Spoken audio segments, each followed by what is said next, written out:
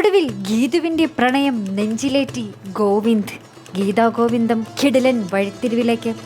എല്ലാവർക്കും MNP ടോക്സിലേക്ക് സ്വാഗതം. നമ്മുടെ ഗീതുവിൻ്റെ സ്വന്തം കണ്ണേട്ടൻ്റെ ബർത്ത്ഡേ ആഘോഷം തന്നെയാണ് ഇന്നത്തെ പ്രൊമോയിൽ മെയിനായി കാണിക്കുന്നത്. അപ്പോൾ ഒന്നും അറിയാതെ നമ്മുടെ ഗോവിന്ദ് വീട്ടിലേക്ക് തിരിച്ചെത്തുമ്പോൾ അവിടുത്തെ ആഘോഷ പരിപാടികളെല്ലാം കാണുമ്പോൾ ഇങ്ങനെ ഗോവിന്ദ് ചോദിക്കുന്നുണ്ട്, ഇവിടെ എന്താണ് ആഘോഷം, എന്താ പരിപാടി എന്നൊക്കെ ഗോവിന്ദ് ഇങ്ങനെ ചോദിക്കുന്നുണ്ട്.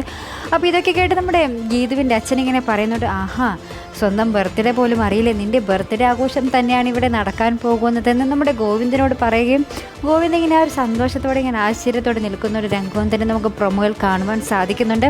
പിന്നീട് നമ്മുടെ രഞ്ജു ബാഗൊക്കെ ആയിട്ട് നമ്മുടെ കണ്ണൻ്റെ വീട്ടിലേക്ക് വരുന്നതായിട്ടാണ് നമുക്ക് കാണുവാൻ സാധിക്കുന്നത്.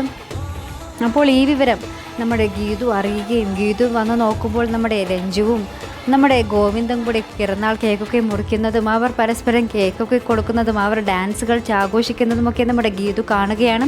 പിന്നീട് നമ്മളെ കാണിക്കുന്നൊരു രംഗം എന്ന് വെച്ചാൽ നമ്മുടെ രഞ്ജുവും ഗീതുവും തമ്മിലൊരു ഡാൻസ് കോമ്പറ്റീഷൻ തന്നെ വെക്കുന്നതായിട്ട് നമ്മൾ കാണുന്നുണ്ട്.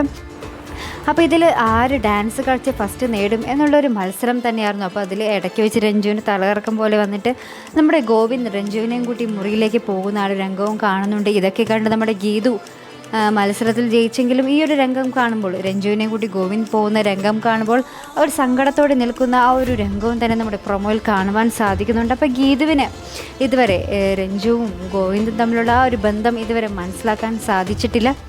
അപ്പോൾ പോകെയുള്ള എപ്പിസോഡിൽ നമ്മുടെ ഗോവിന്ദ് ഇവർ തമ്മിലുള്ള ആ ബന്ധം വെളിപ്പെടുത്തുമോ, അല്ലെങ്കിൽ ഈ രഞ്ജുവിൻ്റെ വരവ് ഗീതുവിൻ്റെയും ഗോവിന്ദിൻ്റെയും ജീവിതത്തെ എങ്ങനെയെല്ലാം മാറ്റി മറിക്കുമെന്ന് നമുക്ക് കണ്ടു തന്നെ അറിയേണ്ടിയിരിക്കുന്നു.